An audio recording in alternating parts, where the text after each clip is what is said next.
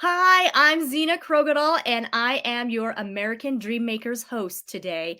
I am excited. I know it is Saturday, but I have a special guest who is coming on today. And so I hope you will join us live. And if you do, please be sure to share this. I will introduce my guest here very shortly. But first, let me play my intro video.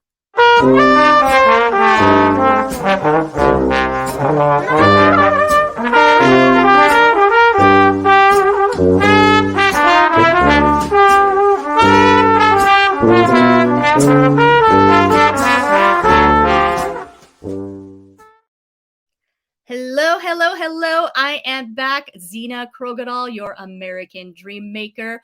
I have a very special guest this morning, and his name is Jeffrey Wolfe. Jeffrey Wolfe has worked with technologies as mature as milling raw lumber to as advanced as virtual reality. He has incorporated new technologies into companies with teams as small as 14 people, as large as 65,000 people, always to increase profits while making jobs safer and hopefully more enjoyable. With the explosion of the new AI based tools, Jeffrey has been bringing entrepreneurs best practices for thriving while their competition stumbles. He is the founder of Adventure CEO, author of Perform or Perish, and producer of Wolf's Watch live stream series. Please welcome Jeffrey Wolfe. Hello, Jeffrey Wolfe. Welcome Hello, to the Zena. show. How are you? I'm good. How are you doing today? I am doing great because I am here on your show on American Dream Makers, and I appreciate that opportunity. Well, we appreciate you taking time out of your busy schedule. I know you are a busy, busy, busy fella. So thank you so much for being on American Dreamer Makers. So let's start out. Tell us about yourself, Jeffrey. What's been going on? Who are you and what do you do? You know, I've found in the last couple of years, I have been surrounded by people that are really involved with looking at how they can execute moonshot projects. Things like, how do we solve the education crisis? Hey, here's a third world country that's suffering because they don't have infrastructure. How do we fix the infrastructure for the whole country? How do we move the needle on homelessness so that that is radically reduced, if not completely, a thing of the past? And that made me think about, what am I doing? Why am I doing it? And now that's become my mental filter, my paradigm, if you will. When an opportunity comes along to say, hey, you want to get involved in this project, or I see something and go, wow, we could bring something to the table on helping with this. And does it tie to a moonshot goal? Because people are doing it. I want SpaceX, to me, the SpaceX advantage, I like to call it, because I was involved in the launch system development in my last assignment in the corporate world. So I go, SpaceX set the example. Let's let the rest of us do that. How do we get that clean sheet of paper so that we can write out what if, so that, as some of my mentors keep telling me, it's like, okay, you think you don't know the answer, but if you did, what would it be? And then surrounding myself with people that breathe life into that and charge that hill. Wow, that's great. That's quite the background there. So, and it's just, and then to do that. So in the small day, then it's like, okay, that's great. Now, what about the small daily things? It's like, am I sitting at, for example, last week I had an opportunity to work with a young man that was an intern at an event that I was at.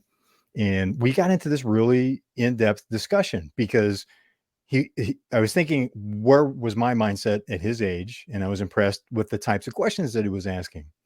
And we got into really like third next level conversation, especially for someone that age, about how does what he's doing today affect his path in life going forward, but also the people around him, the people he meets along the way.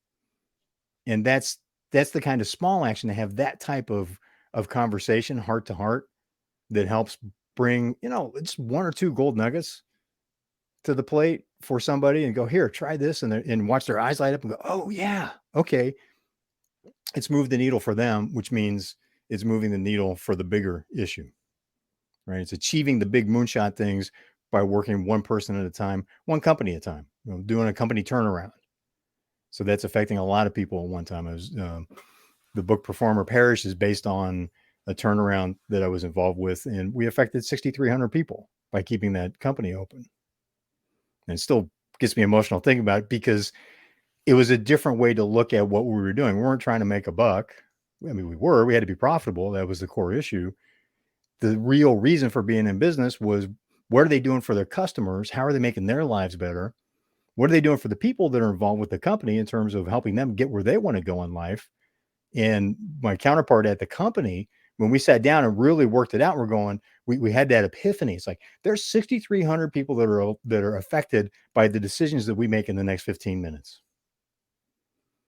Is that going to be a good effect, or is it going to be a bad effect? It's going to happen. It's going to be one or the other. Let's be purposeful about it and push it to the good side.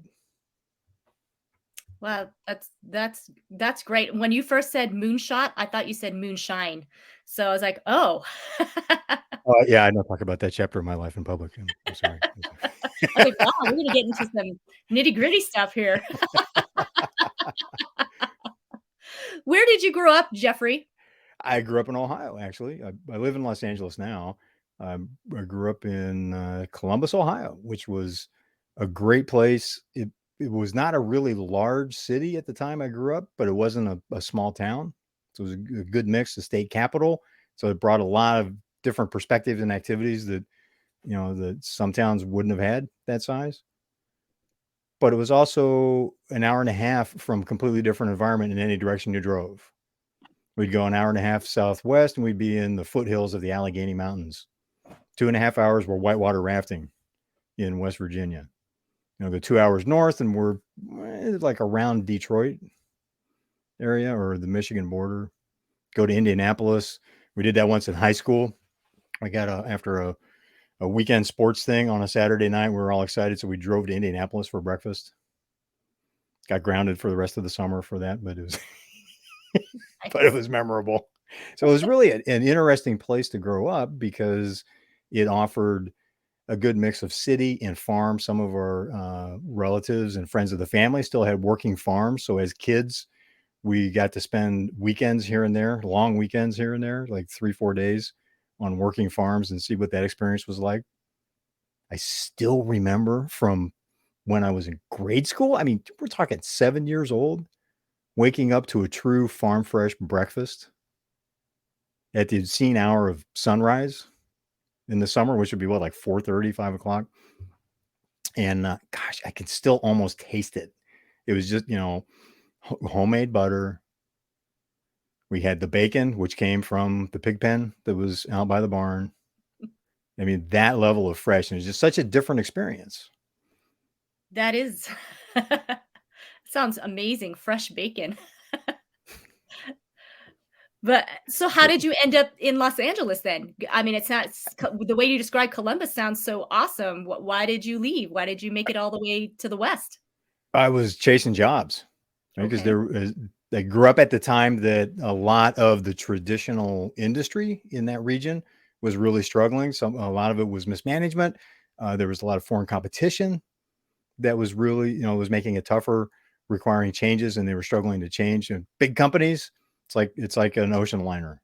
You got an ocean liner, it takes a couple miles to turn around.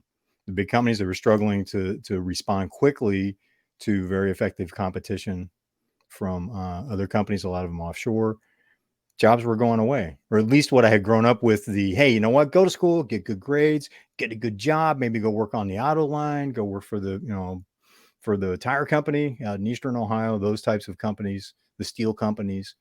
Those jobs were going away because of competition. And it was very clear that there was not going to be a job after graduation. It was get a good job, be good with your money, and because you're going to be changing jobs somewhere in the future. And engineering school was hiring with a very effective placement program at graduation. And it's like, oh, you place 93% of your people in nice jobs after graduation within 90 days of graduation. I'm in. So I became an engineer. That was the Nice. extent of my planning for my life at that point. How long And I did was it dead take? set against going to California. A lot of my graduating colleagues ended up in Silicon Valley. Oh, wow. And I didn't even interview with most of those companies. To be honest, I just didn't have the grades for a lot of them. But I don't, that's just the truth. So some of them I just like going, yeah. There's one company they had a really rigorous test, and they were a globally known nameplate. And I got halfway through the test, and I just got up and balled it up and threw it in the trash, like, going, this isn't going to happen. And then, I'm going for a motorcycle ride, and I had the opportunity to interview with Hughes Aircraft. I grew up reading about them in Scientific American. I knew about Howard Hughes. He was the Elon Musk of his era, revolutionized multiple industries from movie making to aircraft. And it's just like, oh, wow. And I talked to my dad. He was a great counsel. We talked it through. I really didn't want to leave. My mother had passed away the year before. And I'm like, I'm not going to abandon you, Bob. And he's like, you know what? Let's talk about this. And I kept asking him for his opinion. He's like, nope. It's like, you're a grown man now, because you have to make that decision. It's like, oh, it's a hard decision. He goes, welcome to adulthood. Because you got to make the call. I'll support you in whatever you do. And I ended up in Los Angeles because it was just it was an offer too good to refuse. So you went to engineering school in Ohio? Yes. And how long did that take you? 3 years. I didn't take any time off. Went year round. And a little over 3 years. Were you in a specific engineering area? Electronics. Yes. Thank you for asking. I was in electronics. So and that was at the time the PCs were just hitting the marketplace and the business world. So we had to do things like in lab, build our own PCs, write our own operating systems. Some of our lab projects ended up being marketable products for some of the guys. So it was really, the last year was a lot of fun because we were into really advanced stuff in the labs. And we had, so it was a small private school. We had, some of us had friends that were like in graduate engineering school at Ohio State University, and they're going, we're not even working with that kind of stuff yet. What are you guys doing over there? And we're like, going, well, maybe you made a wrong choice in where you went to school. Yeah.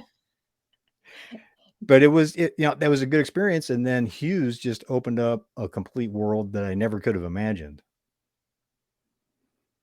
And it's like the day of the Challenger disaster in 1986, I had lunch with the colleagues of the Hughes engineer who was aboard the flight. We were managing the data for the flight through the campus, the facility that I was in. So we had a lot of front row seat. I wasn't directly involved, but we had a lot more front row seat on that than a lot of people did. Hughes owned 85% of the satellites that were in orbit at that time. So it's just, they were so far ahead of technology and stuff that really wasn't household names like today, that that was what changed my perspective on the world, was being able to see that, work with people that had done, the developer of the laser. He came in to consult on a project that they were having problems with. And my neighbor where I lived, he and I'd hired into the same company at the same time. We went out to dinner with him because he was his host at the company, because he was project lead where they were having the challenge. And I'm sitting there at dinner with them going, as a kid, I was reading about this technology, a lot of it guesswork because they really couldn't talk about what they were actually doing. And here I'm sitting with one of the people that was a leader in the development of laser technology and the application of laser technology. Bit of a mindset from a kid that just wanted to ride his motorcycle through the hills in the Midwest. Yeah, I guess so. Yeah, definitely a different shift for sure. And so you were working as an engineer. Are you still working as an engineer? I'm a recovering engineer. You're At recovering. this point in life. Okay. And it was really, I always felt like I worked with amazing engineers because of what I did with being able to, Hughes had arguably the best systems engineers in the world at that time. So it really helped hone systems engineering, systems thinking. So it became, even while I was at Hughes, I got involved in integrating new technologies, new management methods, and doing the training and implementation for that. which was more the arc of my career. So it'd be more in real practice, more industrial engineering. It's like, how do we do that better? It's like, hey, they're using virtual reality over here in product development. Let's bring it into our industry and apply it over here because we can make a better product that's more producible and ultimately cost less for the customer, more profitable for us. Everybody wins. It was those types of projects, which was fun because it was never the same thing for the next 20 years. I expected to have a production line life. It's like, here, you get to install this car seat until you get old enough that you can't do it anymore. Then we'll give you a gold watch type of thing. That's But great. that led to opportunities of, once I was in the training room, seeing their lights come on in their eyes when the training was effective. So that's where I really started to get that fire for, what, this is helping people. This is affecting them as individuals. It's helping their career trajectory. The impact's going way beyond the content of the training when it's done well. And that I found to be really a lot of fun. And I kept taking next steps with that and found that when you're training or coaching, helping someone on their path in life, that really you get just as much, really, I would say more, you get more back in that process than you're able to deliver and help them with. And a lot of times those folks from that experience then turn around and they're doing the same for someone else. So this sets off a chain where, just like throwing a rock into a pond, you create a set of ripples. You can start seeing those ripples in the rings going out from the activity that you're doing and having a positive impact on other people. So it just kept expanding my perspective, breaking the paradigm that I had started out with. And I just continued to run with that and was fortunate enough to have guides along the way that say, hey, here, try this, consider this path. And that led to really being able to focus on, why can't we scale up companies? Because entrepreneurs provide opportunity for everybody. They're building a company for their reasons, to serve their customers, to build a financial future for their families. But at the same time, they're creating jobs. They're creating jobs at suppliers. They're creating jobs at competitors. Because if you do really good at if you're prospering at what you're doing, other people are going to look at that and go, wow, that looks like a pretty good thing. I'm going to throw my hat in the ring and try that too. That's great. That's great that you've arrived at that. So today, you've got Adventure CEO. You're the founder of Adventure CEO. Tell us about that. What is that?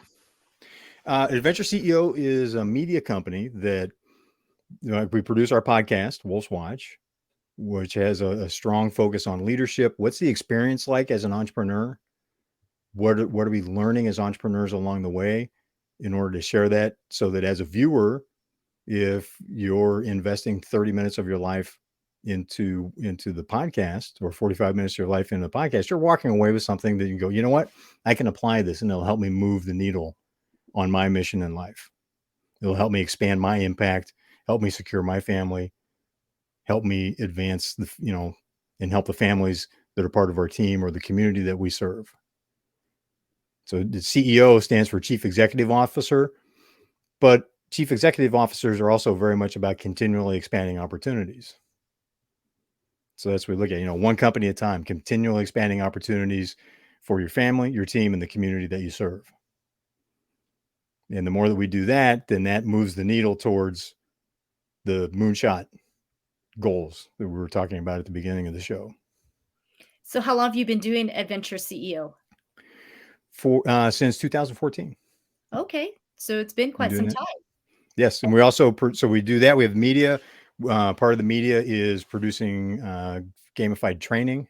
So it's fun, it's effective, it leverages adult learning more, and really ties to, training. We all experience education, which is about knowledge. It's like, here, let me give you some knowledge. Training is more about, here, let me help you improve this skill or acquire and apply this new skill. So it's a different perspective. So we look at how can we be effective at that? How can we more effectively do leadership training? I had the opportunity with a colleague of mine to do training for an Army base and a Navy base on leadership, which was a great experience. And it's like, how do we more effectively lead? The military is really good at developing leaders to begin with. So that made it a fun environment to work on that topic. And particularly with leadership development, it's a very personal experience. The better that I get as a person, the more centered I am, the more present and in the moment and tapped into my intuition I am, the more available I am as a leader to then guide the person that I'm working with at the moment, to delegate authority and accountability to them, to guide them through solving an issue that has come up that's as part of that authority and accountability, and helping them grow so that they're more effective as a leader, which was a big shift in thinking for me. So I still catch myself thinking like an employee. It's like, here I do, put it on my plate, I do it. Put it on my plate, I do it. It's like, well, put it on my plate now as a leader, who do I delegate it to? And how do I guide them in being successful once I've delegated it? Yeah, that's great, because in order to have a successful business, you have to be able to delegate, because you can't possibly do all those tasks with one person, right? Yes. So that's great that you've learned that yourself, and then now you're teaching other people to be successful at being leaders. So And there's a secret in that no leadership trainer is going to want me to tell you. what's that? What's the secret? I get more in my own leadership development than the students do through the pleasure and the process of working with them, right? Because I get to hone my perspective. I get to walk the talk of what is being trained with them. That is true for any topic, but I got pushed into training when I was a Hughes Aircraft, kicking and screaming the whole way. And I'll forever be grateful for that, because I found my jam. Right. It was just awful. And I don't like being on stage. I'm painfully shy. People scare me.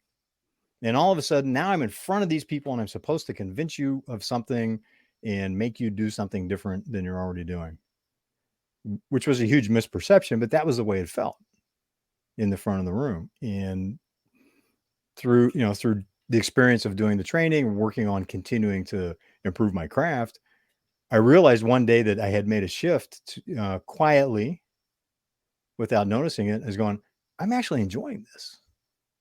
And I'm looking at the training group that I've got. They're having fun too. It's like, okay, I like this. Let's do more of that. Yeah, it's great. And I'm glad you shared that, as you're doing this, you're learning along the way. I think that's true. The teacher has to learn first before they can teach. And so Mm-hmm. I know that's rang true in my life, that anytime I've been assigned to teach something, I am the first to learn it all, and then gather all that information. It's mind blowing. And then you got to kind of disseminate it, Yes, to absolutely. make it chewable for other people, because sometimes, I don't know about you, but it can be overwhelming, all the things I learn, and I want to give that all to, like, it's almost like I vomit on people Yeah. all the information, and it's like, whoa, whoa, whoa, whoa, you can't do that. People can't The receive that information like that. Exactly. The first course that I developed, two of us, when I was a Hughes Aircraft, two of us were tasked to doing it. One of my colleagues and I, and we worked for a couple months on this training program. It was 2 full days.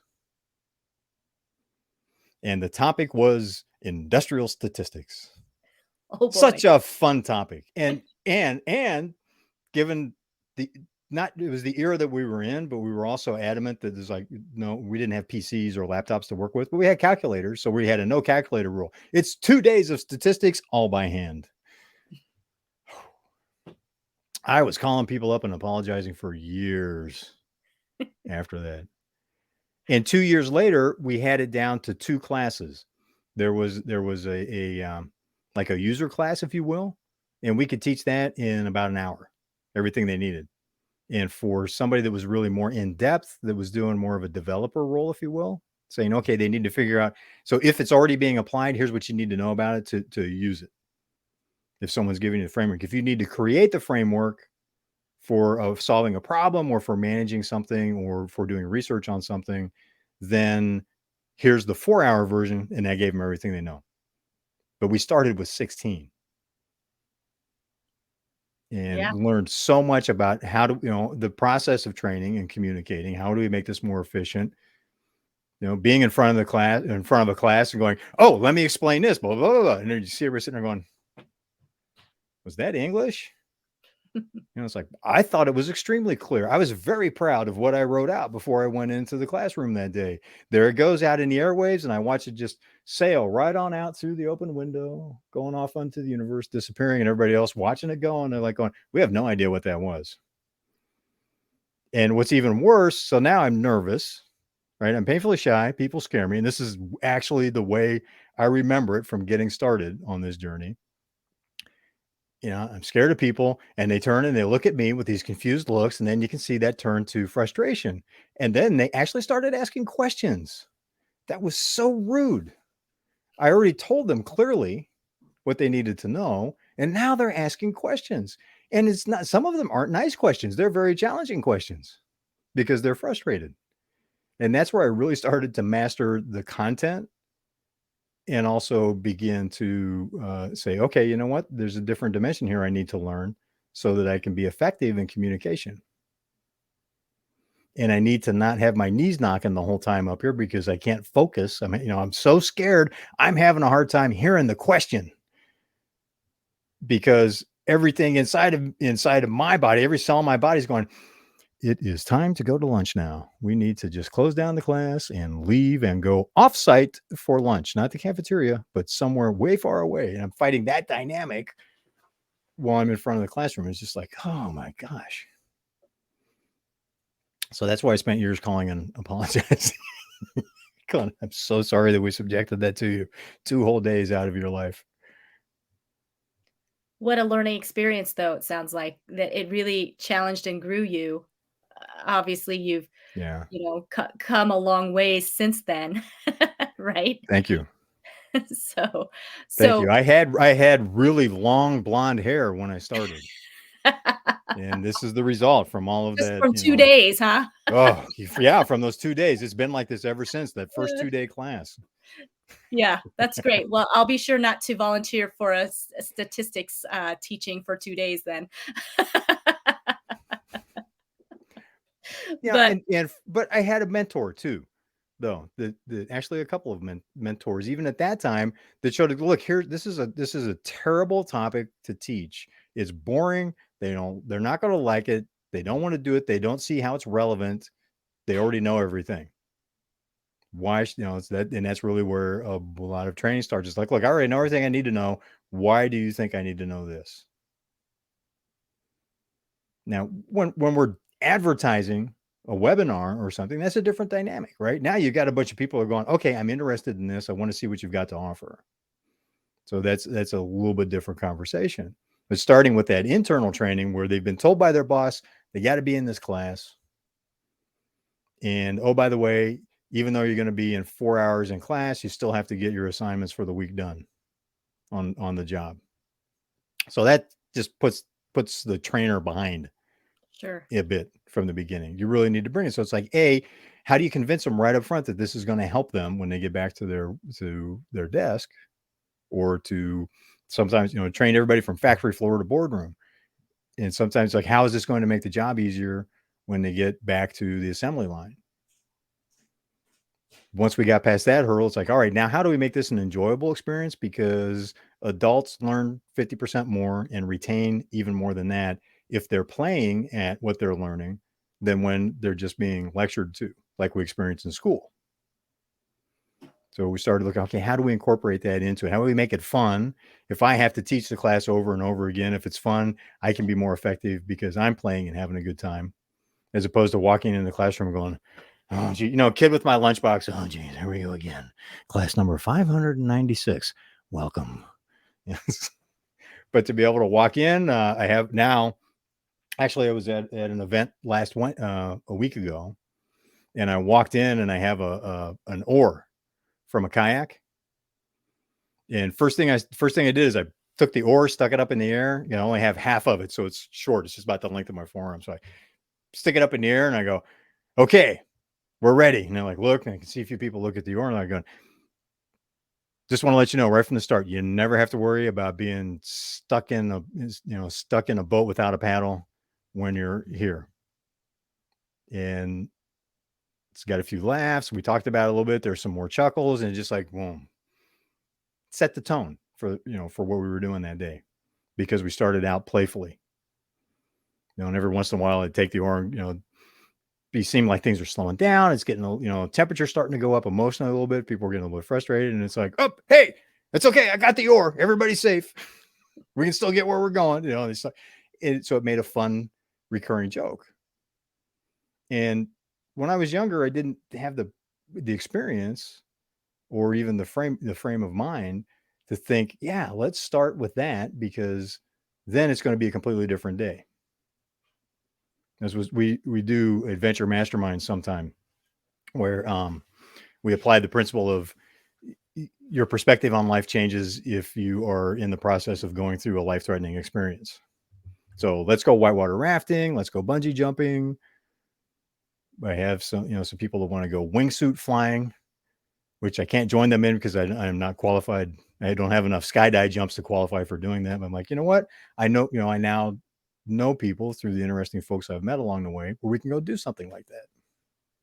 So you do physical things As with, well. Yes. okay, it's not just in a classroom setting or webinar, but you actually go out and have real adventures. Yeah. With high performing leaders, we'll Okay. do the adventures, because there's a whole, it comes back to presence in the moment. It's like, how present am I in this moment?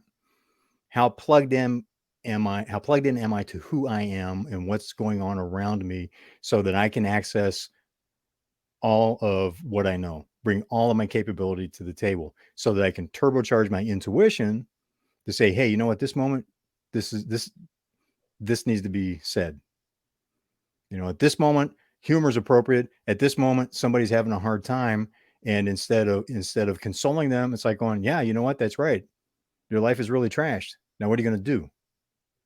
What's your first step out of that? Because people have done that for me along the way. There's been some tremendous ups. Life brings us ups and downs. And it feels good to be able to give that back at the individual level, which is where all these grand plans and moonshot goals really starts with the, can we help people be confident in the moment that they're experiencing, being present, present completely mindfully, so that they can bring all of them to responding to the moment as opposed to reacting or panicking. We have a saying, those that panic get eaten first. I don't watch many zombie movies, but it's the few that I did see that seems to be a theme. Those that panic, it's not a good day for them. Well, that is the number one rule in a lot of things, is to remain calm. I do teach CPR too, and that is Oh, yeah. the number one thing that I would say. First step is to remain calm, no matter what the situation is. Keep a Yeah. calm voice, keep a calm tone, because otherwise, if you panic, the situation gets really terrible. So you're right. Yeah. And it's like this conversation that I had with this young man recently that I mentioned earlier.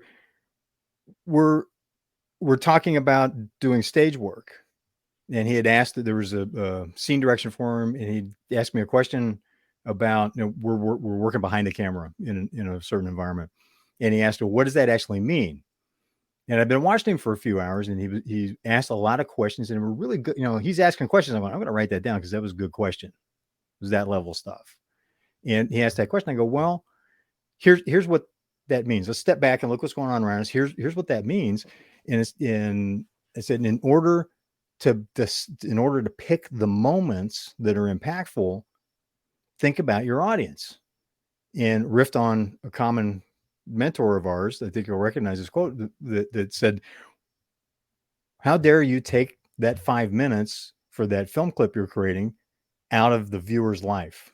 What are you going to put into that 5 minutes that it will make worth that time they can never get back? And he looked at me, he was, that's a moral question. And I was immediately thinking, thank you, James Barber, because he threw that class to us in a coaching class on how, how to be more effective with communication. And it was something he'd been coached on in doing his stage work. And because he responded that way, it opened up this incredible, we were working, so we had to keep it brief. It was maybe 5 minutes. We hit more really in-depth perspective and potentially life path changing topics than I do with a lot of other guys that I talk to all day long. And it just left me thinking, wow, if he's willing to have that kind of conversation and ask those kind of questions as a young man, I want to meet him in 15 years and see where that's leading him. And that's the stuff that really matters in life, or those kind of moments, because now we're helping each other one-on-one, which is how some of those people that you help one-on-one will end up becoming an Elon Musk, or having, you see that they achieve something, go, wow. Or like my cousin Mary that ended up being an award-winning dentist because she wanted to work with the Inuit Indians in Alaska as part of the health services that was provided with them to improve their health care. And we get to help people like that, but we also get to surround ourselves with people that are creating those kind of results. Yeah, that's great. Is this the kind of conversation that you wanted to have? I feel like I'm maybe dragging us off. No, it's great. So no, this is great because this gives us insight into who you are and what you do. So this is exactly, what I think our viewers would want to hear. And so from all of the experiences that you've had, you've obviously have had so much life experience and been through so many scenarios and that sort of thing. What lessons have you learned from these experiences? Like, what can you tell us? I guess just how can you help others who have run into some of those challenges? What have you learned? Give us a tidbit of that. There's no winners, only survivors in a knife fight. So don't, and in the business world, we're not doing those kinds of things. It still applies. For me as a leader, this comes back to why leadership is such a deeply personal endeavor. So it comes back, if I'm going there, if my immediate response is to dominate, to be on, throw back, command and control, is I don't like that, rah, rah, rah, rah, which was me. I was a hothead when I was younger. I was working with somebody the other day and I go, I enjoy working with you. And I go, you wouldn't have said that 35 years ago. He started to say, I can't imagine, like, going, yeah, trust me, you really can't. And because my fear level's down, because I trust people more. I still work on that. I struggle with that trusting, it's like, here, let me hand you this critical task that if you drop the ball on, could destroy our business, or could destroy our client's business, or could get someone hurt. I like riding motorcycles. You get more than 4 people together, you got a wide range of skills, which means if somebody's not on, is not really competent, if they're pretending to be someone they aren't, if they're pretending to ride better than they can, if they're doing something stupid with chemicals so that they're not in the right state of mind, then someone gets hurt or worse. And I've seen accidents where a group of motorcycles stop and someone in the, a long line of motorcycles and someone in the back is doing this and they plow into two stop motorcycles in front of them, just like cars do. But the result is much more severe. Yeah. So it's like having that awareness, having that, okay, I'm in the moment. I'm aware of what's going on around me.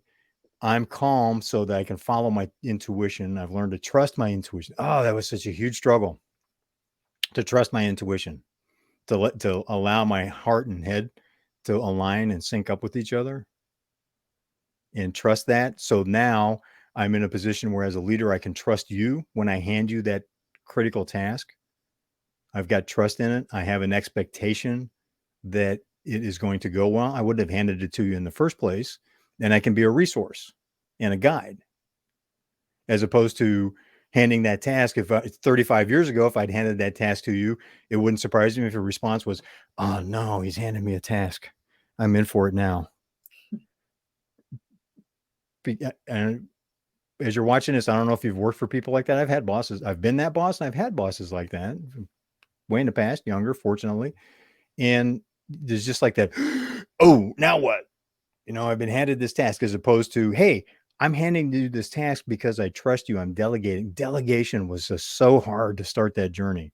And it comes back to, do I trust myself? Do I trust them?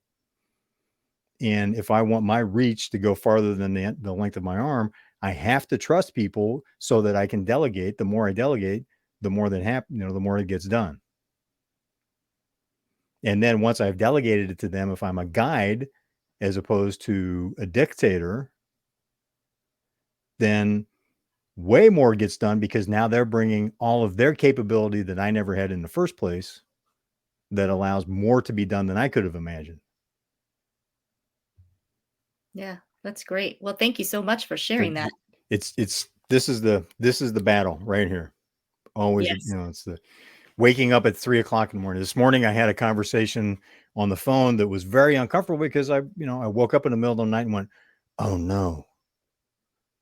Because it was something. I woke up with one of those, oh, and something that I had gone through. I was involved in a negotiation late at night, the night before, and all of a sudden it was replaying in my head. I'm going, oh no, I really made a big misstep here.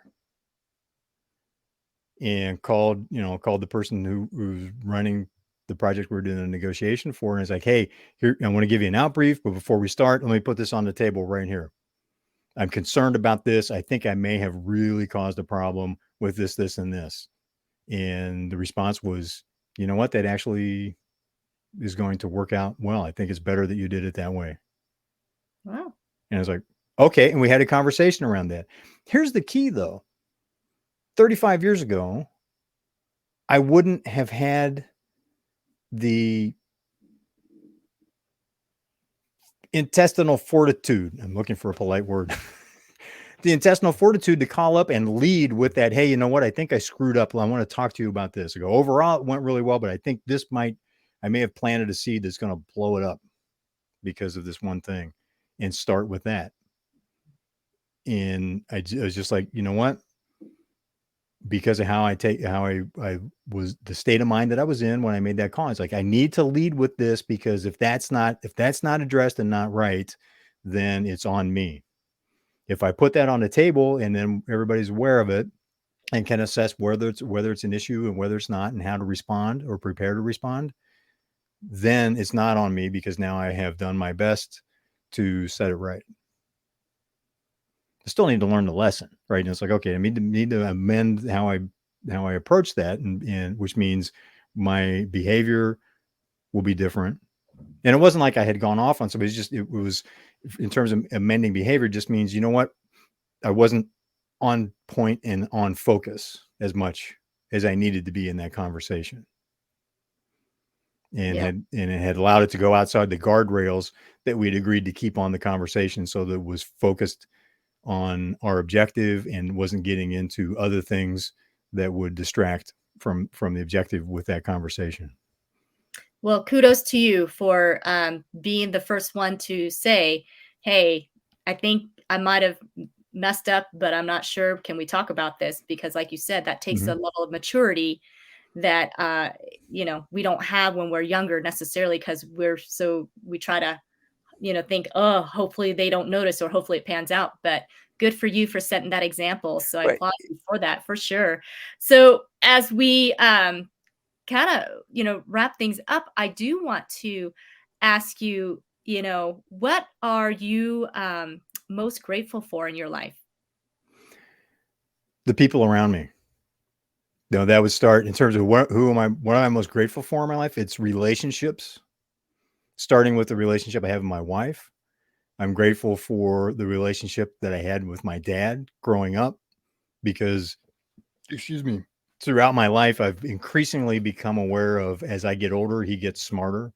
And I have that sense of, when I'm doing something or I'll say something and I'll go, wow, that came from my dad, or that's my dad channeling through me. Or even cooler, stuff that he taught me from about my grandfather, and that my grandfather, who I never met, had taught my dad. I'll say something and go, that comes from grandpa from 140 years ago. My father's father was born in 1880. And one of his pearls of wisdom that was passed down, that's more true than ever today, was don't believe anything you read and only half of what you see. And with today's technology, probably can't believe much of what we see or hear either. But it's the relationships that I have with people in my life today, and how I am, what I get from that, the way it fulfills my life, gives me opportunities to do things I couldn't have dreamed of, but also gives me the opportunity to contribute to their lives. And that is a really cool place to be. Yeah, that's beautiful. That's beautiful. So awesome. Well, thank you so much for being an American dream maker, that you're out there making people's dreams come true, to live the American dream, to scale the American dreams. You're a fantastic person, Jeffrey. If somebody would like to get a hold of you, how would they do so?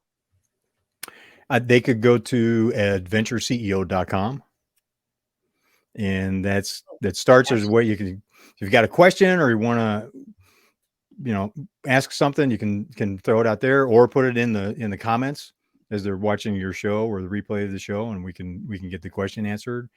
But there's more information about what we do, the events, some of the speaking that I do, and a way to keep in touch.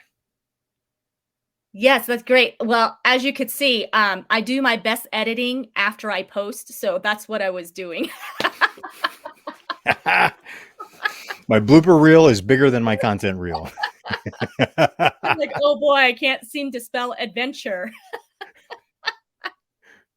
But I think I got it now. adventureceo.com. Oh boy. So thank you so much, Jeffrey. You, like I said, I'm so glad that you took the time off today of your busy schedule to be here. You guys, when you watch this, please be sure to share this out. Jeffrey has a great message and a great heart to serve other people, and he's doing amazing things. So let's help him out, get this shared out, and get people that need him to boost their business and boost their personal lives, even business and personal, to get a hold of Jeffrey, because he definitely knows a thing or two and has been around the corner, and he has a great engineering mind, and he knows all things technical, it seems like. maybe I'm putting too much there, but you do, you Yeah, know. I know people that know all things technical would probably be more accurate. But thank you. So anyways, thank you again so much for being here today. Really appreciate you, and And appreciate thank you for what you're doing with American Dream Makers. I think that is such a timely, I love the title, and what you were talking about is so timely in terms of, how do you get started? How do you move forward? How do you scale up as you're doing that? How do you make it stick? Not just growing, but okay, how do you keep going after that and make it long term, make it sustainable? There's such a need for that. So thank you for creating this show with that theme. my honor and pleasure. So I will talk to you soon, Jeffrey. Have a wonderful, wonderful Easter, and we'll Thank you, chat you soon. too. Guys, thank you so much for being here on American Dream Makers. Again, please be sure to share this out. Jeffrey is an amazing person, and just would love to help him out there, getting his message and word out. So, American Dream Makers will be on break for the next couple of weeks, but when I come back, I have some really amazing guests, so you don't want to miss it at all. So, stay tuned. I will announce who that guest speaker is, but I will be back with some fantastic guests. So, in the meantime, have a wonderful Easter and be blessed and be fruitful and multiply.